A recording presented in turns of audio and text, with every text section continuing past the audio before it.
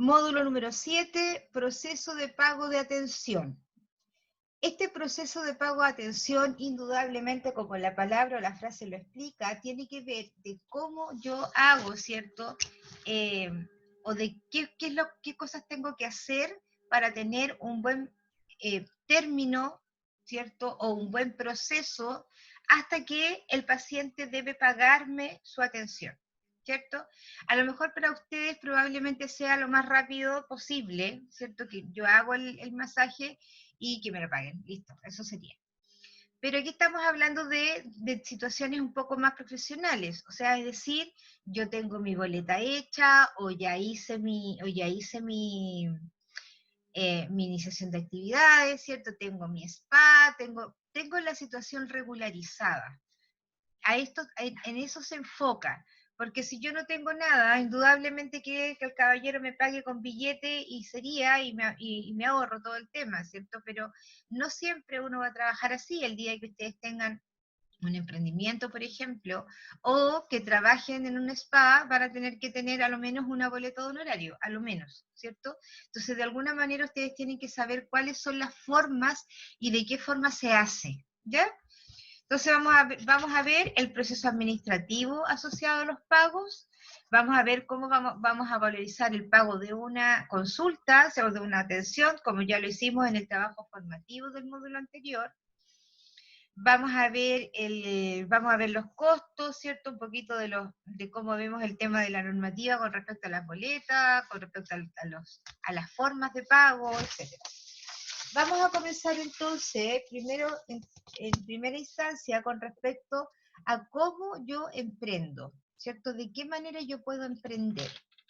Y para hacerlo súper medular, porque ustedes ya tienen la información en el PPT y que indudablemente seguramente ya la leyeron, aquí hay dos formas, yo diría que hay dos formas mayoritariamente o no mayoritariamente, sino que más enfocados a lo que ustedes podrían llegar a realizar una vez de titulados.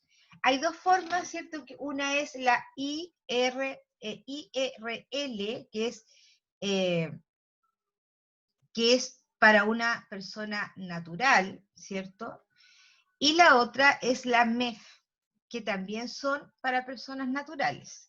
Voy a empezar por la MEF, que es la más fácil, entre comillas, ¿cierto? Microempresa familiar, eso significa MEF, ¿sí?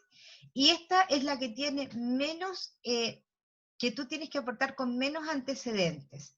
De partida se supone que es un emprendimiento que se hace con la familia, es decir, una de las condiciones que tiene es que tú puedas, por ejemplo, tener trabajando dentro de esta empresa, entre comillas, a familiares, hermanos, tíos, sus padres, qué sé yo. Y además se puede funcionar en la casa de la familia. Y lo único que tú tienes que tener es la escritura de la casa, de la propiedad, que efectivamente pertenece a la familia. Con esa escritura tú vas a la municipalidad, completas un registro, un formulario, ¿cierto? Y te van a dar un permiso. Ese permiso tú lo pagas en la municipalidad, que es un permiso súper bajo, que incluso si tienen ficha social y todo lo demás, ni siquiera pagas, ¿cierto? Y lo único que te piden es que tú no puedas hacer, por ejemplo, que funcione algo que emita ruido, que sea tóxico o que de alguna manera molesta al vecindario. Esas son como las restricciones. Entonces, esa se llama MEF, MEF, microempresa familiar, ¿ya? La otra es la EIRL, empresa, se me olvidó la sigla, a ver, IERL.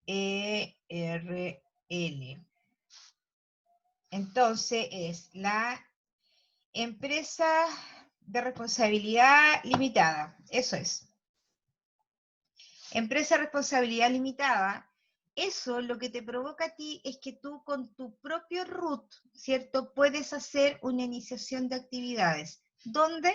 En el Servicio de Impuestos Internos, ¿ya? Entonces, es ahora me acordé, es EIRL, Empresa Individual de Responsabilidad Limitada. Ahora me volvió a la memoria. Entonces, tú vas al servicio, no, mediante la página del Servicio de Impuestos Internos, tú haces una iniciación de actividades con tu propio RUT, ¿cierto? Lo que significa que no vas a tener que tener un RUT distinto, no vas a tener que, por ejemplo, no sé, presentar escrituras, ni vas a tener que ir a un abogado para que te haga para que te redacte algún documento, nada. Lo único que te van a pedir es tu cédula de identidad, ¿cierto? Si vas a funcionar en algún lugar, lo más probable es que te pidan que adjuntes el contrato, ¿cierto? Del lugar donde lo vas a hacer, y sería todo. ¿Cuál es la ventaja de esta empresa individual de responsabilidad limitada? La ventaja es que si tú llegases a tener algún problema, ¿cierto? Lo único que te podrían considerar, por ejemplo, en embargos, son las cosas que pertenecen a la empresa. Por tanto, todas las cosas que tengas de tu propiedad, ¿cierto? Personal, ya sea tu casa, tu auto, lo que fuere, no lo pueden tocar. O sea, todo lo tuyo es inembargable. Solamente podrían hacerlo con respecto a lo que tiene que ver a la empresa.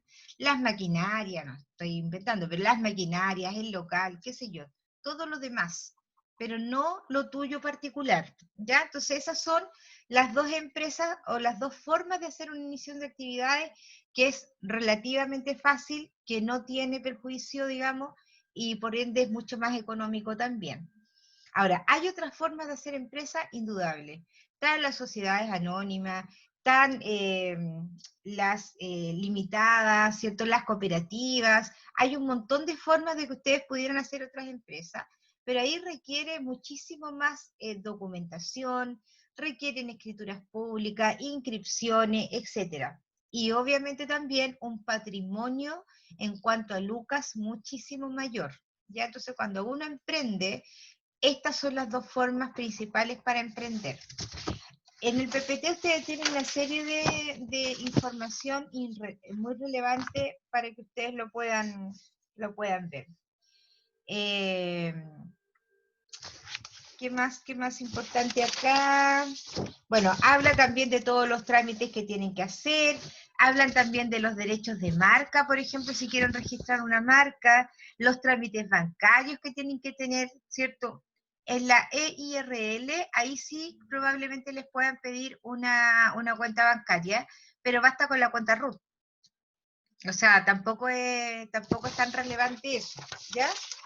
Eso sería con respecto a el tema de la iniciación de actividad. Insisto, en el PPT está toda la información. Habla de los derechos de zona, habla de los permisos sanitarios, habla de varias cosas que entiendo que ustedes ya debieran tenerlo. Por lo tanto, en ese subcapítulo, por decirlo de alguna manera, hay dos cuestiones relevantes, que son las formas de iniciar una pyme o una pequeña microempresa, que son las dos, son la MEF, MEF, microempresa familiar, y la EIRL, empresa individual de responsabilidad limitada. Esas son las dos con las cuales ustedes podrían iniciar trabajando. ¿Ya? ¿Preguntas hasta acá? Yo, profe, considerando esos dos tipos de formas de poder crear una empresa o poder emprender de manera propia, ¿cuál sería, a su pensar, la mejor manera de hacerlo? En términos de elegir una u otra, es que, Alonso, va a depender exclusivamente de lo que tú quieras, ¿ya? Porque, por ejemplo, si tú quieres tener tu propio local y no tienes plata para arrendar un local, porque efectivamente son caros, tengo el conocimiento de que, por ejemplo, un local en el centro te cobran más o menos como 600.000 pesos mensuales, ¿ya? Eso es más o menos el valor de un arriendo, ¿ya? Y lo sé porque tengo una familiar que puso precisamente un local. Por lo tanto, es carísimo, ¿ya? Entonces, si no tienes el dinero para aquello, siempre va a ser poder hacerlo en tu casa. Y entonces la microempresa familiar siempre va a ser mucho más conveniente. Ahora, si te pudieras asociar con otras personas, ¿cierto? Y entre varios pudieran apalear esto del arriendo, claro, ahí precisamente la empresa de responsabilidad limitada, individual, digamos, ahí podría ser quizá un poco más conveniente, pero entonces va a depender exclusivamente de dónde tú estés parado. Va a depender de las lucas que tengas, de lo que efectivamente quieres hacer. Probablemente solo quieres probar y no arriesgarte, ¿cierto?, al arriendo local, porque aparte del arriendo local, tienes que pensar que tienes que pagar insumos también. Es decir, la luz, el agua, si es que está, imaginemos que el local está dentro de un centro comercial, lo más probable es que también tengas que pagar gastos comunes, ¿cierto? Por la limpieza de los lugares comunes, por la seguridad, por la luz, digamos, también de los pasillos, etcétera. Entonces ahí se van aumentando los gastos. Entonces lo más apropiado, si es que quieres hacer una iniciación de actividades, insisto, en términos de empresa, ¿cierto? Estas dos son las mejores. Ahora, si no lo quieres hacer así y quieres trabajar en forma solamente particular, lo más legal es que hagas una iniciación de segunda categoría, que es la boleta de honorario. Entonces, con la boleta de honorario, ¿cierto? Tú vas a poder funcionar en un domicilio, vas a poder trabajar en un local que sea de otro, ¿cierto? Y que tú solamente vas a emitir tu boleta y vas a dar tu servicio. Ya, profe, sí, sí, comprendo. Gracias. ¿Le quedó claro? ¿Entendió? Súper claro. Perfecto, súper bien. ¿Algún otro chiquillo que tenga ahí alguna pregunta? ¿Algo que no le quede claro?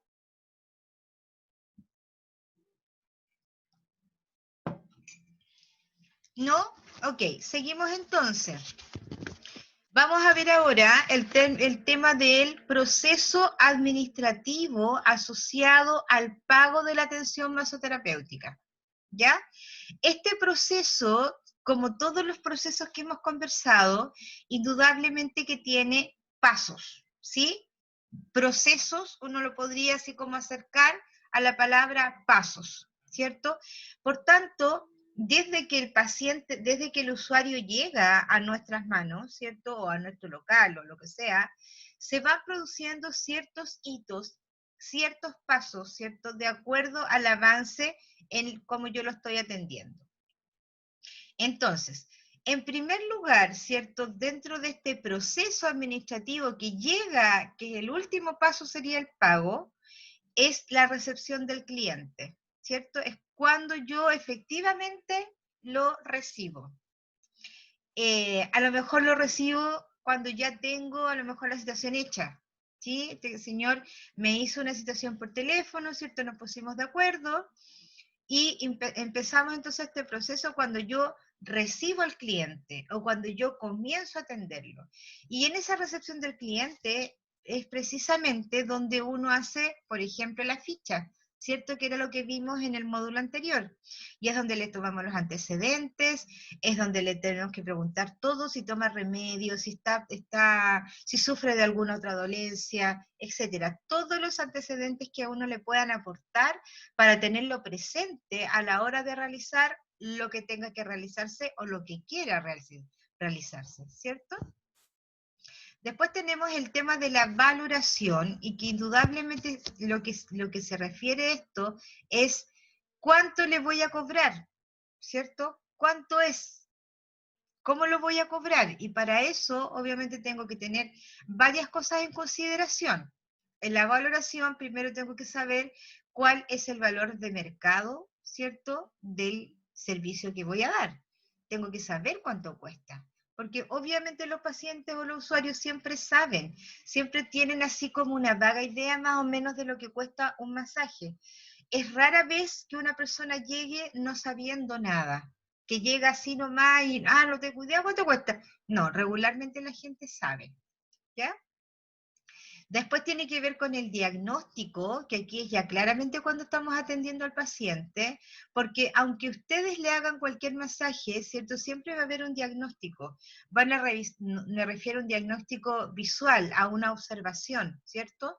Van a revisar la piel, van a revisar, por ejemplo, si yo me voy a la tarea, si tienen alguna desviación especial, si no sé, tiene las piernas y los pies demasiado hinchados, ¿cierto? Ahí yo me voy al diagnóstico, veo que efectivamente es lo que le puedo hacer, lo que no le puedo hacer, y me fijo, es el momento de la observación. Luego tengo, básicamente, una vez que ya hice la observación, la prestación de servicio, ¿cierto? El masaje o la atención que sea. Una vez que yo termino de hacer esta prestación, vienen las recomendaciones, ¿cierto? Que algunos de ustedes en las fichas le pusieron. Se recomendó, por ejemplo, ir al nutricionista para que diera una dieta balanceada, para apoyar, ¿cierto?, en la baja de peso, ¿sí? Entonces ahí uno tiene que hacer todas las recomendaciones habidas y por haber. A lo mejor si la persona viene con un dolor de cabeza, con mucha cefalea, a lo mejor recomendar, mire, trate de dormir tanta cantidad de horas, ¿cierto? Evite el computador y el celular hasta últimas horas de la noche, escuche música de relajación, no sé, tómese una gotita de cannabis, no tengo idea. Esto ahí uno hace todas las recomendaciones, no, eso no, que eso uno no lo puede hacer. Eh, Todas las recomendaciones que uno le pudiera dar de acuerdo, ¿cierto?, a lo que hizo y también a los antecedentes que aportó el usuario. Y finalmente tenemos la facturación. Y en la facturación precisamente tenemos el tema del pago. Facturación, ¿cierto?, viene indudable de la palabra factura, que en nuestro caso no vamos a dar factura, pero sí a lo mejor vamos a dar una boleta de honorario, a lo mejor vamos a dar una boleta de atención del local donde estemos, etcétera. ¿Ya? Y finalmente, que es la última parte, que es el seguimiento. Regularmente cuando uno tiene un paciente y que le va a hacer varias sesiones, siempre es importante, ¿cierto?, mantener a lo mejor un contacto. Si yo lo cité para una semana después, ojalá 2 días antes que se cumple esa semana, llamar por teléfono, preguntar cómo está, si efectivamente va a poder asistir a su nueva cita, etc. ¿Ya? ¿Se entendió todo eso del proceso? ¿Sí? Yo creo que es relativamente fácil, que no es tan difícil. Ahora, es importante que lo consideren porque esto precisamente está en la prueba, en la tarea sumativa. En la tarea sumativa se habla del proceso administrativo, entonces por eso lo tienen que tener como clarito. No es tan difícil, pero saber cuáles son los pasos, ¿ya? Bien, entonces como hablamos con respecto a la valorización, ¿cierto? Tenemos que saber cómo calcular una consulta. Para eso tenemos que saber, como les indiqué, el valor de mercado. Pero ¿qué es el valor de mercado? El valor de mercado tiene que ver con la oferta y la demanda, ¿cierto? Con respecto a algún servicio, ¿sí?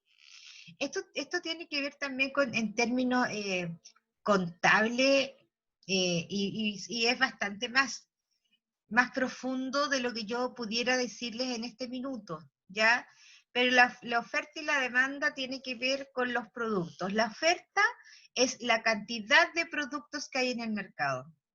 Y la demanda es cuántas personas requieren o les gustaría tener este producto, ¿sí? Eso es más o menos la diferencia.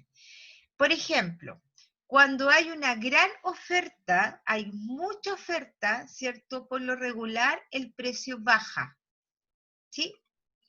Y cuando hay mucha demanda de algo, por lo regular también el precio del valor sube cuando hay mucha demanda, ¿ya? Por ejemplo, imaginemos cuando están los tomates, ¿cierto? Los tomates en alguna época del año es súper, súper caro. Entonces, la oferta es menor porque hay menos tomates. Y al haber menos oferta, por ejemplo, el tomate es más caro porque hay menos producción. ¿Sí? Por eso es, porque cuando hay poco tomate, se aprovecha, ¿cierto? O, por ejemplo, cuando hay pocas paltas. Ahora hay poca palta, por ejemplo. Y dicho sea de paso, en 30 años más, lo más probable es que la palta en Chile no exista por la falta de agua, porque la palta es un producto que consume mucha agua. Así que aprovechen de comer ahora, pero no comer. ¿Ya? Y con respecto a la demanda, ¿cierto? Cuando hay mucha gente que quiere obtener algo. Ahí va a depender de qué producto estemos hablando, ¿ya?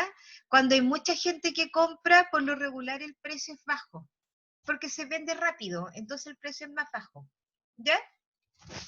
Bien, entonces, ¿en qué nos afectaría a nosotros, cierto, la oferta y la demanda? ¿Por qué yo hago esta mención? Porque va a depender, porque imagínense que hubieran, a ver, vamos a poner un ejemplo bien tonto. Hay 20 personas que hacen trabajo de masoterapia, 20. Y hay solo una persona que se lo quiere hacer, ¿cierto? ¿Qué va a pasar ahí? ¿Qué pasaría ahí? ¿Cuál sería el precio? ¿Alguien que responda?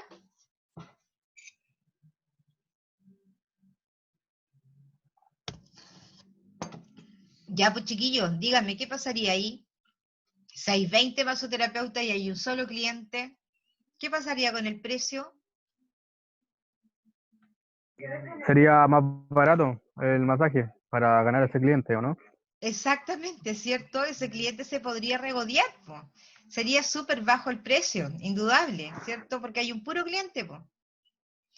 Pero si es al revés, ¿cierto? Hay un puro masoterapeuta y hay 20 clientes, el precio es más caro, ¿cierto? Entonces, por eso uno tiene que ver, y esa es la razón por la cual uno tiene que revisar el mercado. Ahora, indudablemente que yo no puedo contar todos los masoterapeutas que hay en Chile ni lo que hay en Santiago. No, no lo puedo hacer, ¿cierto? Pero sí puedo saber cuántas personas dan el mismo servicio donde yo lo voy a dar. Entonces, por lo tanto, yo no me puedo ubicar en un lugar, ¿cierto? Si estoy hablando de un lugar establecido, donde hay muchos centros de spa, por ejemplo, ¿sí? Es como la gente que vende empanadas.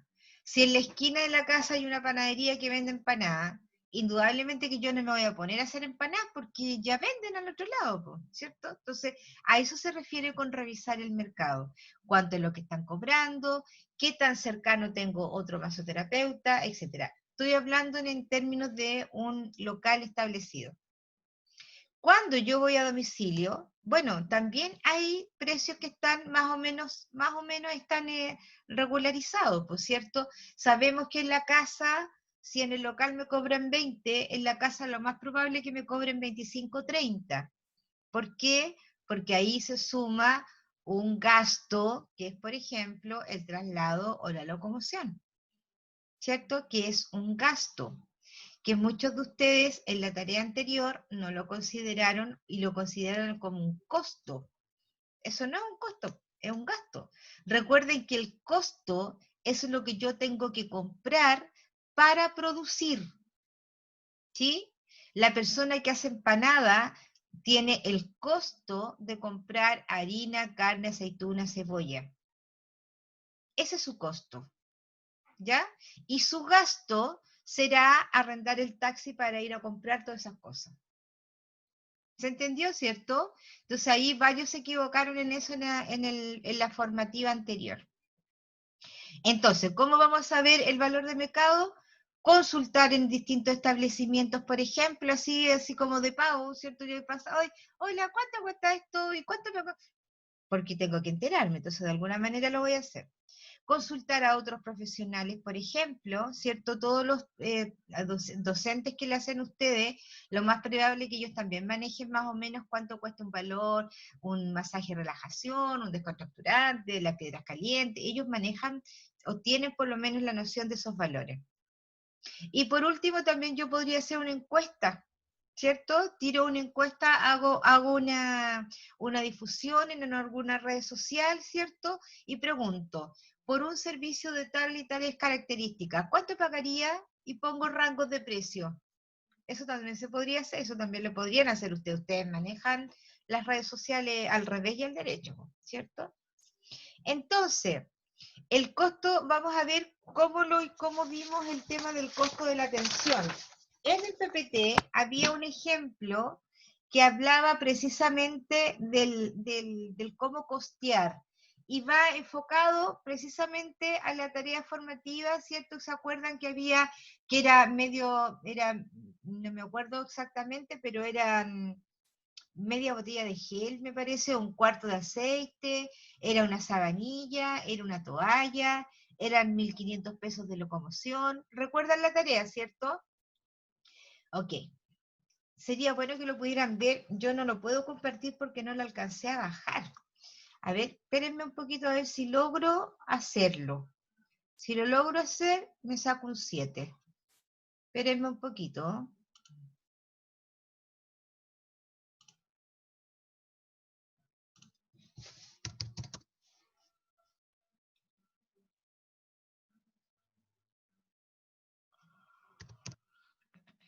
¿Me escuchan?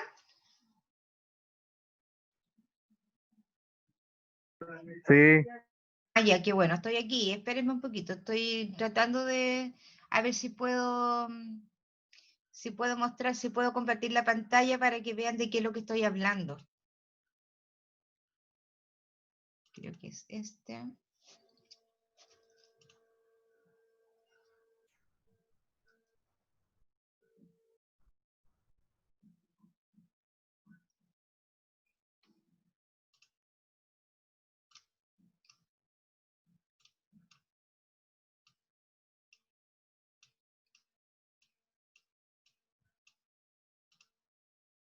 Acá está.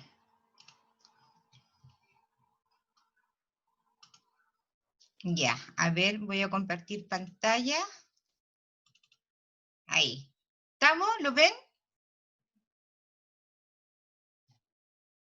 Perfecto, súper bien. Ya. Entonces, si ustedes se dan cuenta, acá tenemos el ejemplo, más o menos el ejemplo que teníamos en la tarea.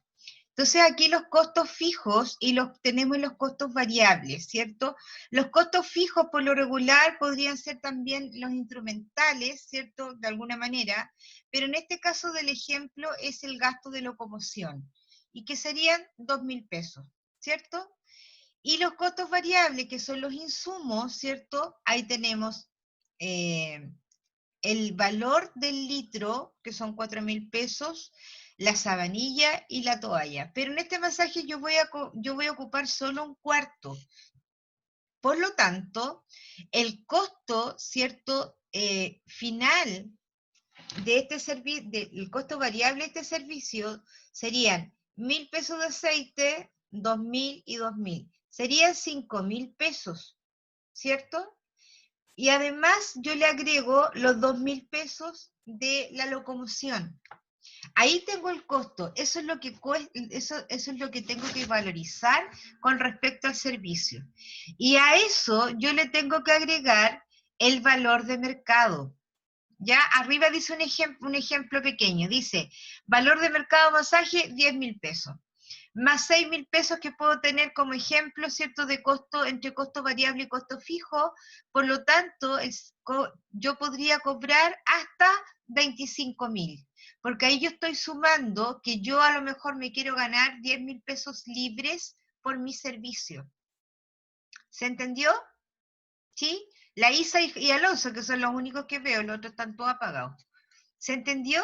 Entonces, siempre lo que tengo que hacer para valorizar una consulta, perdón, una atención, siempre lo que tengo que considerar es cuánto voy a gastar en ese servicio con respecto a los insumos, ¿sí?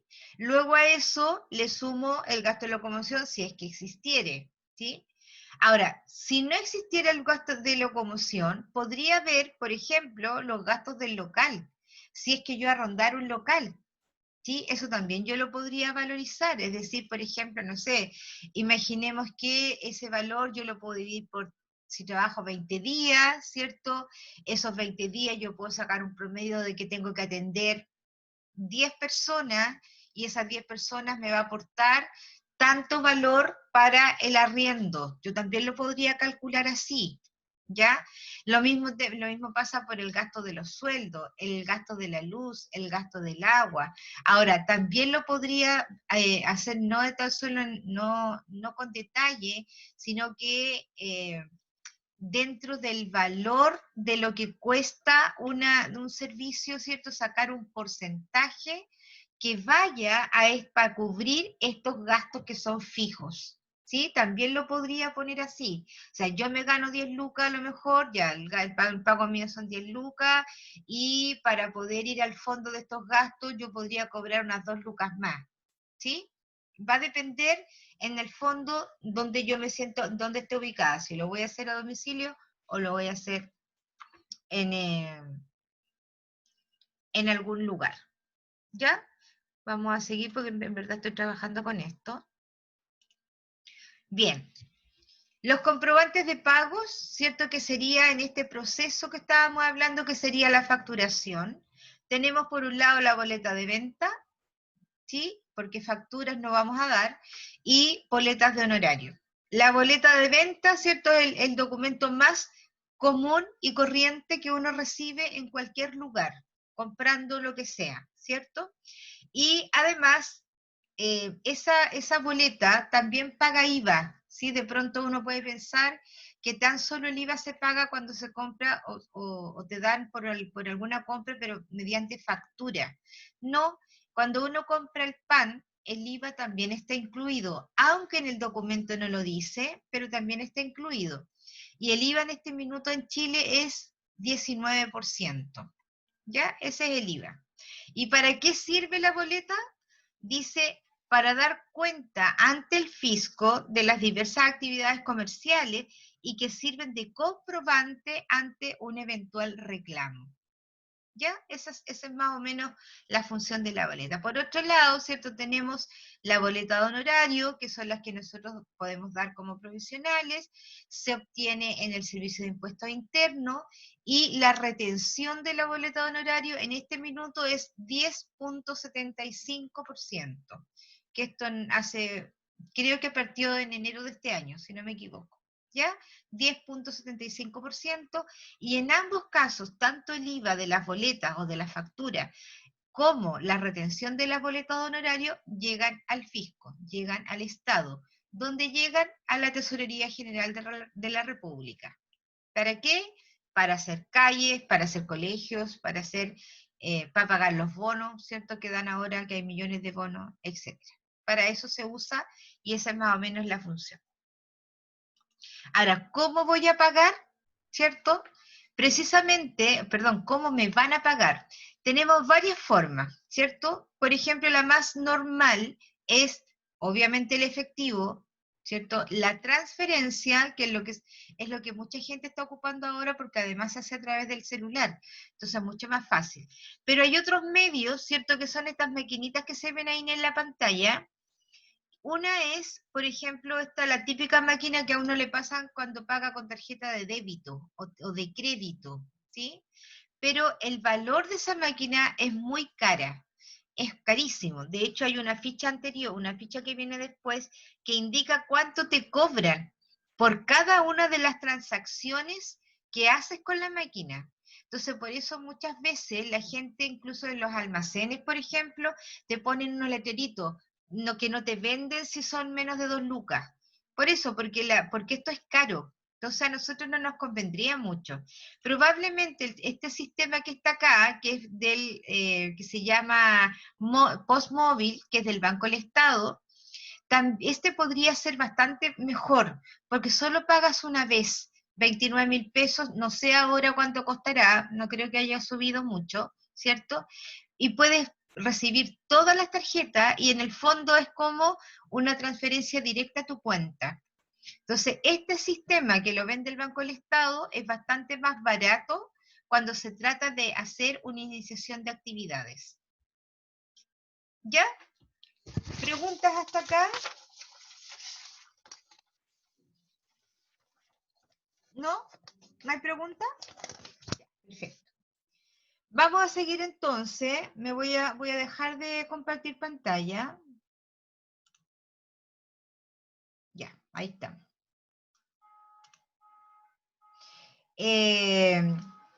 Vamos a ver el tema del trabajo sumativo del módulo 7, ya que eso es, yo veo que es lo que regularmente a ustedes más les interesa. Primero van a tener que hacer con su equipo de trabajo un informe escrito. Ya, por lo tanto aquí, como es un poquitín largo, van a tener que repartirse muy bien la pega. Lo primero, obviamente, la portada. Ustedes ya saben lo que es una portada, ¿cierto? El logo, el nombre, los integrantes, la fecha, la sección, por favor, porque con la sección de repente no me la ponen y yo, es importante que la pongan. La sección, la carrera, mi nombre, todos los antecedentes que tiene que tener una portada. Y el nombre del trabajo, proceso de pagos asociados a la atención masoterapéutica. Luego tiene que tener un índice, ¿cierto? Y en el índice tienen que ir, obviamente, todos los capítulos, ¿cierto? O los distintos temas, y las hojas tienen que ir numeradas. Luego tiene que tener una introducción. ¿Qué es la introducción? Por favor, tomen nota de aquello. La introducción es lo que indica qué es lo que tiene el informe. ¿De qué se trata el informe? ¿Cuál es el objetivo del informe? ¿Ya? Es lo que contiene, no es lo que yo quiero hacer. Y además, acostúmbrese también a redactar en tercera persona. Ya no es mi equipo de trabajo. Así no puedes empezar. O nosotros, o quisimos. No, los informes se hablan en tercera persona. ¿Cómo empezaría? El presente informe representa o indica o develará, etc. ¿Sí? Les invito a revisar introducciones de informes. Googleenlo, ¿cierto? Y van a encontrar miles de informes y cada uno de ellos tiene introducciones, como para que se enfoquen de qué manera se podría redactar o se redacta. Pero siempre es en tercera persona y es donde se indica lo que contiene el informe. Luego viene el cuerpo, ¿cierto? El cuerpo o el desarrollo. Primero, tienen que mencionar qué tipo de empresa van a elegir. ¿Ya? Yo les menciono dos. Si quieren buscar otra, no hay problema, ¿cierto? Si el lugar donde van a trabajar es un local arrendado o es cedido. Por lo tanto, todos esos antecedentes tienen que aportar con respecto a la empresa que ustedes van a crear. Tienen que crear un nombre de fantasía de la empresa. Además, el logo. Hay muchos de ustedes que en los informes ya me han mandado algunos logos bien bonitos y algunas fotitos que yo he visto que las repiten en los trabajos. Quizás ese les podría servir también si es que lo quieren usar para este trabajo.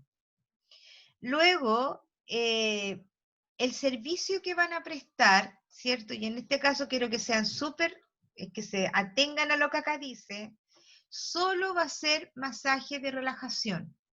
Solo van a dar un servicio.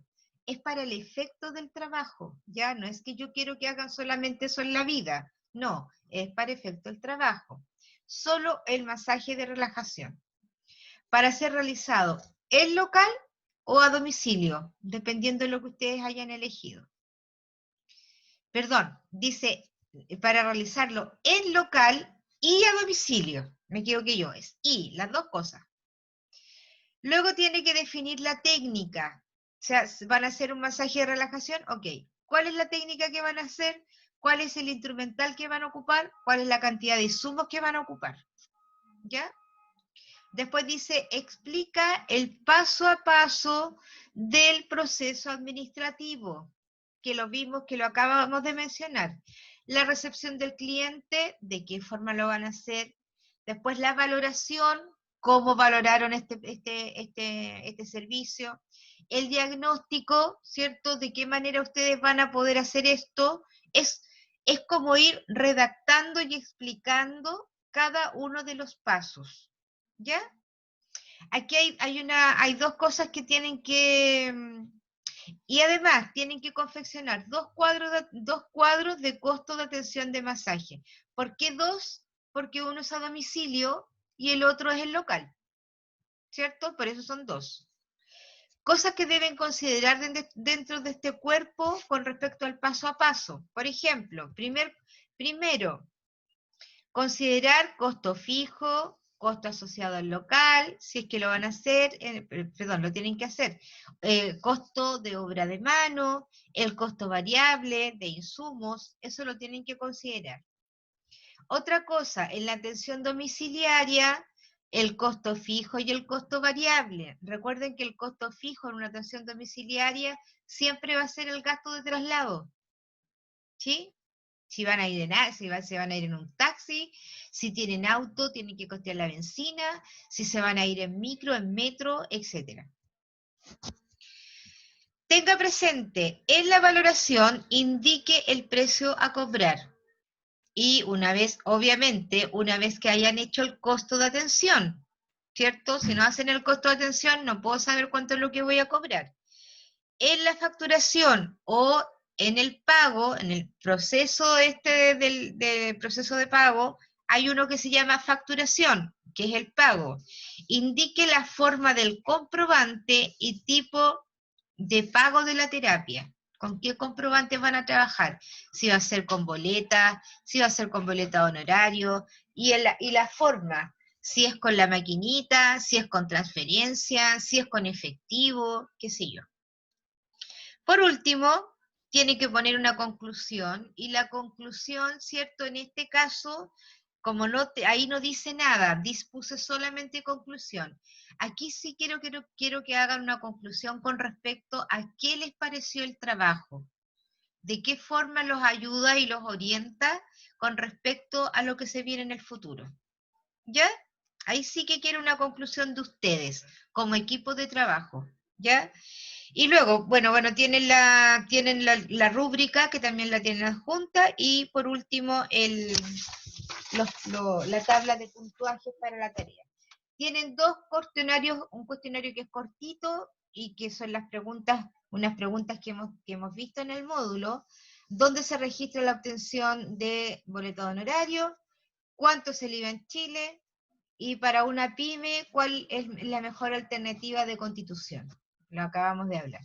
El foro, ¿por qué cree que el Estado se ocupa de legislar sobre los cobros y para qué pretenden dichos impuestos? ¿Para qué los quieren? ¿Cierto? ¿De qué impuesto estoy hablando? Del 19% del IVA, del 10,75% de la boleta de honorario. ¿Ya? Eso sería, chiquillos, chiquillas, sería todo. ¿Preguntas?